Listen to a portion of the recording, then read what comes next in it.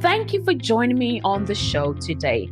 This is the Now Talks, a collection of inspiring personal stories and leadership lessons from some of the world's most iconic leaders. It is the weekly podcast for women in leadership, brought to you by Nations of Women. My name is Dr. Tina Alton, and I'm your host for today and the coming weeks.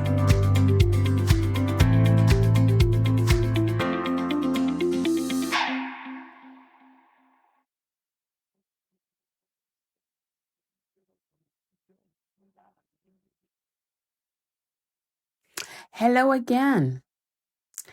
Hello again, and welcome to another wonderful week. I don't know where you're joining us from this week, but it's been quite an interesting week for me personally.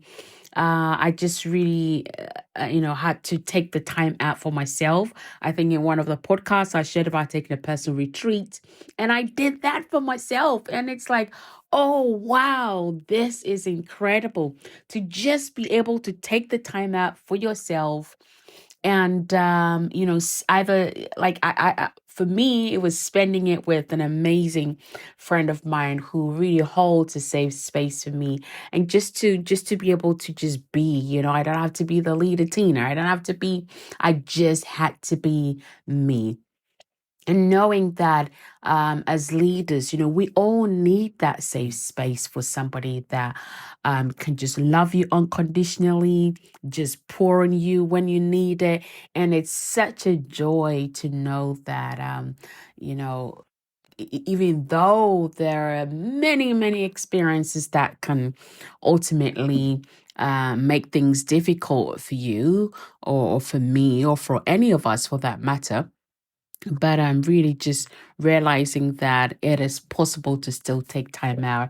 Wow, that was just incredible. But anyway, today I want to share with us a story that I was reading. And it really talks about it was about farming, right? And how when the farmer sows, obviously he has the seed, he sows it, he puts it into the soil, and the seed does not have to hustle or stress or worry about, how am I going to grow, when am I going to grow, am I going to grow, what do you call it, a bag full of harvest, or a truck full. Or the seed does not hustle, the seed does not worry, the seed doesn't have to be like, I've got to stay still, I've got to stay, the seed does none of that, right? And when you also think about the farmer, when the farmer sows the seed, there is no way he thinks, you know what, I'm going to harvest another seed, right? The farmer never expects that all he's going to harvest is another seed. The farmer immediately that he sows knows that he is going to expect a harvest. He's going to expect a harvest. Why does the farmer ultimately immediately think, you know what, I'm expecting a harvest? Because he understands the importance of being planted in the right soil, right? Nurturing the soil, the ecosystem that it requires for the seed to thrive, to flourish, and ultimately, for growth and harvest to come, right? And it's the same when it comes to us as leaders and how successful we're going to be in our leadership or not, right? And for me, it was just a really powerful reminder that, our success, our impact, how we touch other people's life really doesn't come from the hustle, or that I've got to really, work really, really hard. It really does require the right mindset, the right environment, the right support system, right? And so I want us to just spend a little bit of time and just explore. I mean, if you think of your leader as a farmer, how can you sow the seed and expect to harvest, right? And we know that it does require us investing our time and energy in the right things. Crucially, identifying, what am I passionate about? What are the people I'm called to serve? What are they passionate about? What are their interests? How can I align what they're passionate about, what they're interested, what they require, their goals, their vision, their ambitions? How do I align them to what I'm called to do, to how I'm called to serve them? How are you going to be able to do that? And also, it's important to mention that when we don't do this, it's most likely you're not going to enjoy what you're going to do. You're not going to be motivated, and it's going to be really, really tough, right? And so, once we planted the right seed, it's essential to nourish and nurture properly. We take care of it by providing the right resources. And these resources can be time, it can be effort, it can be education. All of these things ensure growth, right? Even as leaders, you have to grow. And so the willingness for you as a leader to learn, your willingness to allow those you're called to serve to make mistakes and not feel afraid, and even for yourself, means that you can keep going, you can persevere, you can push through. That's how you develop grit, right? Even when things can get tough. And so same as when we think about the seed, and I mentioned ecosystem at the beginning, right? Right, the right amount of sunlight, for example, the right amount of water, the nutrients, all of these things that the seed will require. If you think of you as the leader, you are the seed, and every time you're pouring into someone else's life, that is, I would say, and liking that to that becomes part of your harvest. And so how do I create the harvest? How do I serve so well, right? Because I do believe that I serve so well. And I think sometimes culture would say, hey, don't, it's prideful or it's arrogant to say you're great. But I want to challenge that thought, and I want to encourage you to be able to celebrate the genius that you are, because as a woman of faith, I believe that we're created for greater works, right? We're fashioned in a very, very unique way. And when you take your thumbprint and my thumbprint, it's very different. And so I never shy away from saying, actually, I am brilliant at what I do. I really am brilliant at what I do. I'm a genius at what I do. I love what I do. I'm just so grateful that, God uses me, and every day he invests in me and uses me by giving me the opportunity to serve other people. So how have I done it, right? Or how do I do it? Because life is a continuum. The harvest is not a one-time harvest, it's a constant. And so how do you keep doing that? For me, it was about the mentors in my life, my peers, my colleagues, those that provided guidance for me, those that provided feedback for me, those that provided encouragement for me. And I started at the beginning by sharing with you that I took a personal retreat, and went to be with a very, very dear friend of mine that I really believe is a destiny helper. They're in my life to help me to fulfill and achieve my destiny, my purpose, my calling. And so it's also important to mention, to be successful, to be a transformational leader or a leader that is impacting. It does not happen overnight. Just like the seed takes time to grow, to flourish, you have to be patient. You have to be persistent. You have to focus on the process. The process is where you yourself get developed. It's how your character is formed, is shaped, and it's how who you are truly becomes, truly comes to light. I love the saying by John C. Maxwell that talks about, be careful of your thoughts because it becomes your actions. And be careful of your actions, pay attention to your actions because that becomes your habits.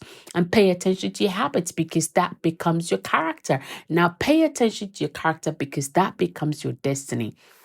And so the moment you skip the process, Oh my goodness. It's like you're just literally hanging yourself to dry. The process is for me what allows you to grow. It's how your character gets formed. So now I want us to, look about what, the importance of investing in mentorship, right? Just as the seed needs someone to plant it, to care for it. Same, we have the same thing with mentors, right? They give you guidance, they support you in a way that nobody else can. And for me, my mentors in my life has always helped me to navigate through challenges and obstacles that I encounter. Man, I mean, I don't know about you, but I think we all encounter challenges, obstacles, things that come to try us, right? But we have to persevere. And oftentimes for me, it's been as simple as just reaching out to my mentor and saying, help, or that, God gives me a new idea. And it's like, okay, how do I break this down in a way that even my team can understand it, and that those that we're called to serve can be able to receive the seed, the harvest, the fruit of what is supposed to be um provided to them, right? And so when you think about it, mentorship helps you to cut out a lot of the hard work, the hustle. It helps you to maintain the right mindset. It helps you to, what do you call it, really have a healthy perspective both on life and yourself in many ways. It also encourages you to take action and allows you that safe place to really consider, again, what you have to do, or perhaps, how best to navigate a specific, what do you call it, situation. And so I want to give you, like 5 practical ways that you can apply in your life that would hopefully, potentially make a difference to you as well. And that is number one. If you don't have a mentor, you have to seek out a mentor because they guide you, they offer you valuable insights, advice, and look for somebody who has experienced your industry or area of interest who can really help you to navigate through the challenges or any, obstacles that you face, or maybe even when things are really, really high, when the stakes are high, when you're flying high, you still need that person that helps you to keep that focus and keep a grounded mindset, right? Number two, I would say, is find a supportive community. Surround yourself with people who share your interests, your goals, and who are in alignment with your passion and can offer you support, encouragement, and networking opportunities. Now, I am often asked, like, why nations of women? And I would always reply by saying this, how often have you had an opportunity and you think, what, I don't know who I can feel comfortable to share this with. And the truth is, we've all had experiences. We've all been betrayed. We've all had people that try to cut our heels, and particularly as women, we're not very supportive of one another. And so my heart and my desire has always been to create a community where, what, I understand the power of who I am, and I am comfortable standing with you, walking with you, running with you, standing shoulder to shoulder with you, and I don't have to compete with you because you're not me and I'm not you, right? So we provide that. Nations of Women is that environment, that community that says, I see you for who you are.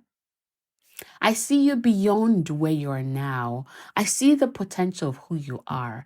And I'm willing to track with you. I'm willing to stand with you without competing, without being afraid, without, being any of those unpleasant experiences that you've had. I'm willing to be the woman that runs with you, tracks with you, and goes the next space, level, season with you hand in hand. So find a supportive community if you're not already part of one.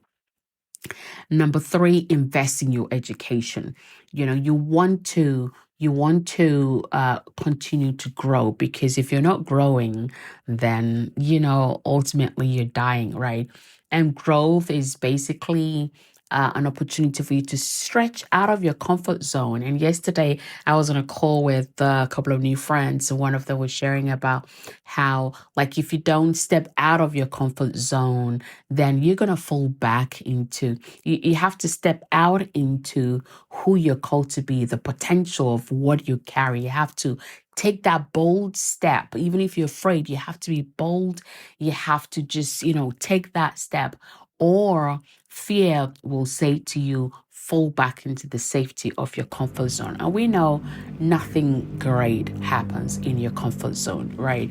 And then number 4 is you have to have a growth mindset. You have to embrace the idea that your abilities, your talents, all of those things can be developed, as you work really hard, as you're diligent in what you do. But I said at the beginning, you have to focus on the process. The process is where truly you also get developed as a leader. And that allows you to enjoy the journey rather than, okay, I've got to get to the end. I've got to get to the end. What is my goal, etc., etc. And number 5 is take action. Apply what you learn. Take calculated risk. I know there's so many uncertainties in our world right now, but you've got to allow yourself to take valuable risk. Don't be afraid to fail, right? Fail fast, fail often, fail forward. I think the joy in failing is knowing that you can always get back up.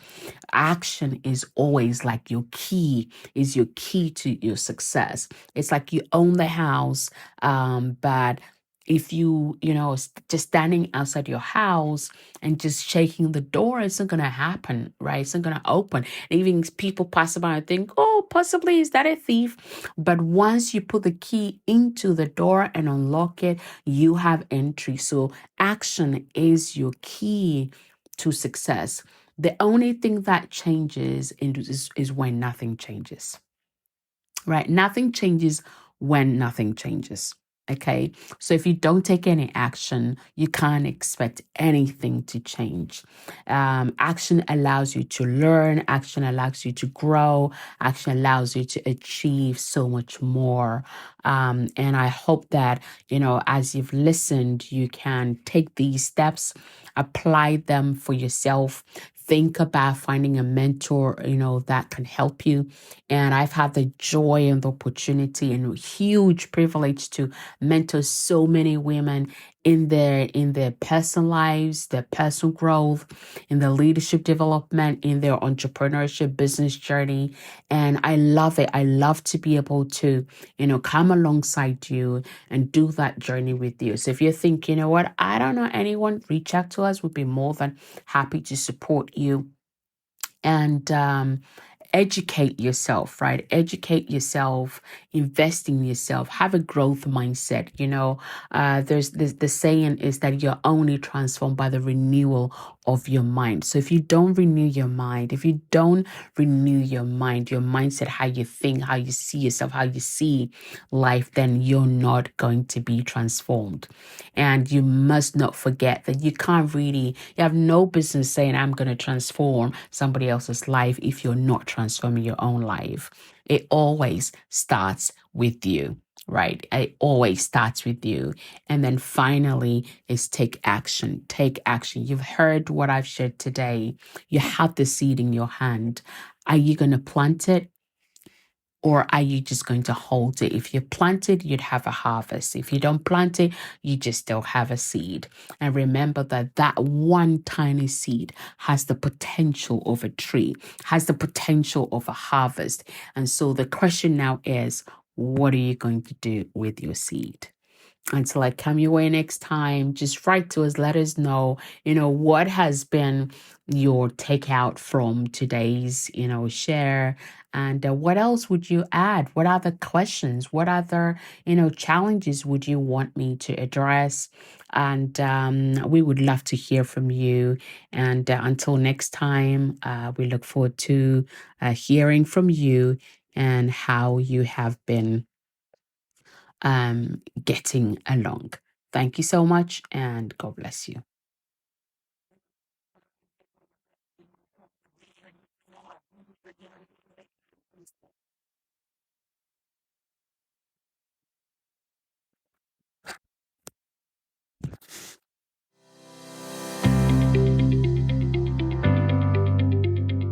And that's all for this week. You've been listening to Dr. Tina Alton with the Now Talks, the weekly podcast for women in leadership, brought to you by Nations of Women. All that remains is for me to say have a fantastic week, stay safe, and reach out if you need any help now at nationsofwomen.com.